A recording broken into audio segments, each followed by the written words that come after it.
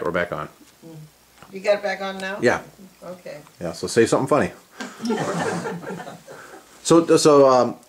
Your father was in World War I. Did he ever say anything about that?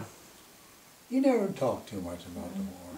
Now To he me, did you remember? No, I don't know. how about you? Did he ever say anything to you, Uncle Ralph? Not necessarily, just, How did he lose his hearing? what? How did your father lose his hearing?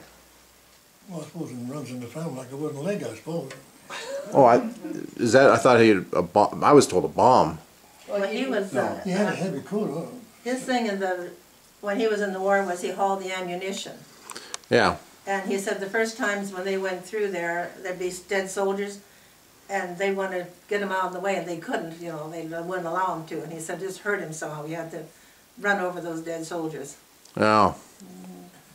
But he always said he lost his hearing in the war, didn't he? Yeah. He always thought he did, and I agree with him. He probably did. Yeah. Well, he had a dent in his helmet, didn't he? Yeah? What was the dent from a bullet or from a bomb? No, he brought a helmet home with a dent in up here. Because that was his helmet. He never talked much about Do you that. have that yet? Do you have it? I imagine John's got it. Most of that stuff stayed in John's house. Oh, did it?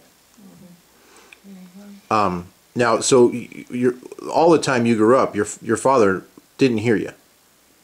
He couldn't hear anything. Oh, yeah, you could hear. But we were brought up to talk loud. Yeah. Oh, so you could hear, if he talked loud, you could hear. Oh, I didn't realize that. Yeah. Yeah. No, he could talk, but you had to talk pretty good, pretty loud, and you had to pretty plain. So how was he as a father? Good. Wonderful. Sporty. Yeah, he was good, yeah. Everybody didn't like sport, didn't know him. Yeah. And he was your uncle. Like, He always kind of took the humorous side of things, Yeah. didn't he? yeah. I know after a meal, Tommy and I, we would hurry up and get done eating and climb up on Dad's lap, and he'd say, "My two little roses." Yeah. Yeah. So Tommy on one knee and me on the other knee. so explain who Tommy is. Tommy is my little brother. And Well, he just had a lot of health problems, and he was always Daddy's little boy. And Grandpa Clausen's too. Yeah, Grandpa Clausen too. When Grandpa Clausen lived with us, he and Tommy would walk around the yard hand in hand, and they'd walk all over outside. And when Grandpa died, Tommy's heart was absolutely broken.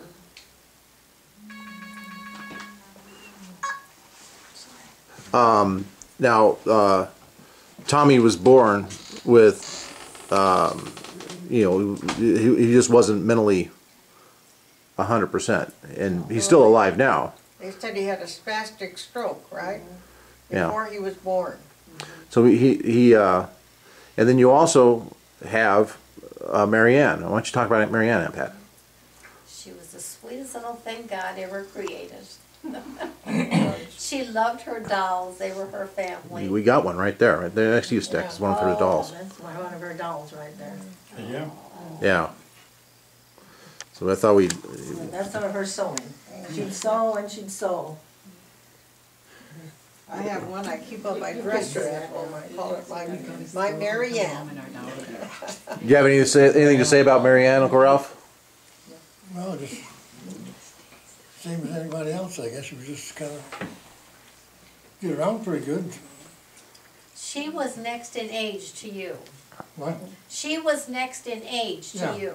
Just right behind me. Did you play when you were kids together? Oh, you must have. Well, I see, when I was out of school, I started working in the blacksmith shop. Yeah. I worked there for 3-4 years, something like that. Yeah. So I wasn't home just too much. Well, we made a playhouse. You were probably, and but we'd play school too.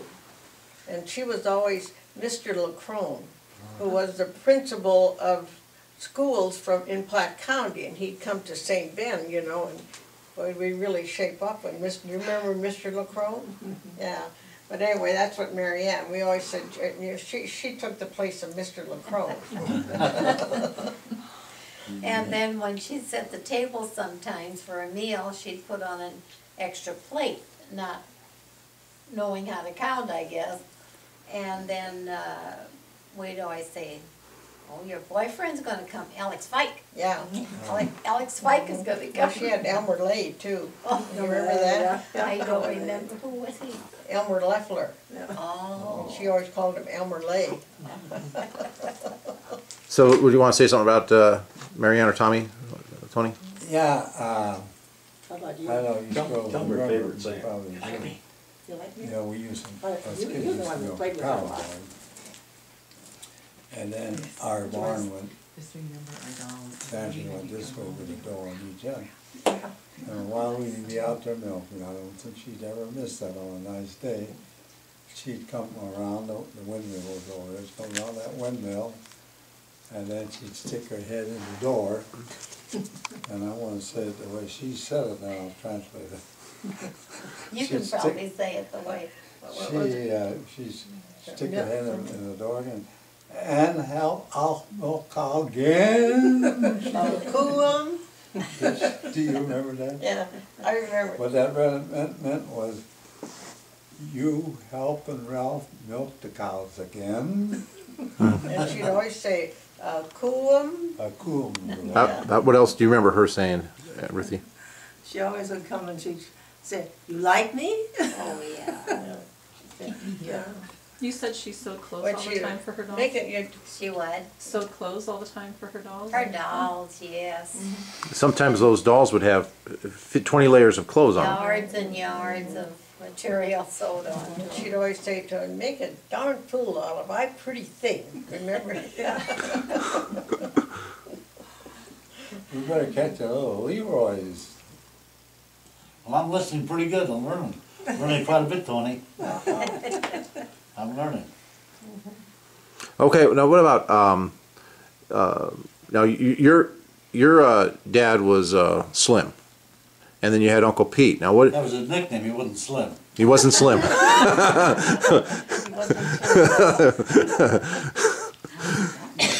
So how do you get the name, do you know? Well, I don't know, I don't really know. Anybody else know? Well, he was quite large, wasn't he? Yeah, well And- maybe because he was large, because maybe they called him slim. Yeah. Seemed like I was slim as long as I remember. Yeah, Did, Well, him and Dad were pretty good buddies too. yeah.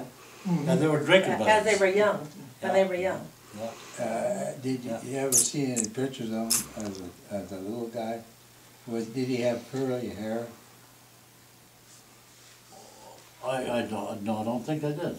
I heard once that he had curly hair and then they gave him a haircut and they started calling him Slim.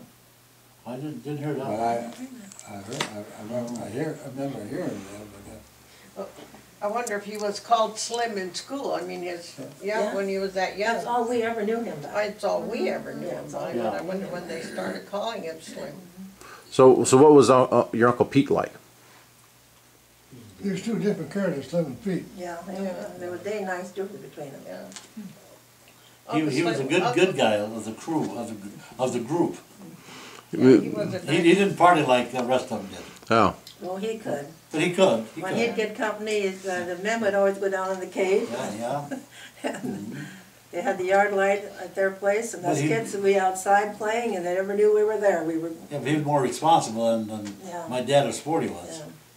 well, I'll go talk about Father Damien. I remember when when Grandma, your mother, came to our house in California back probably around 1975 or something like that.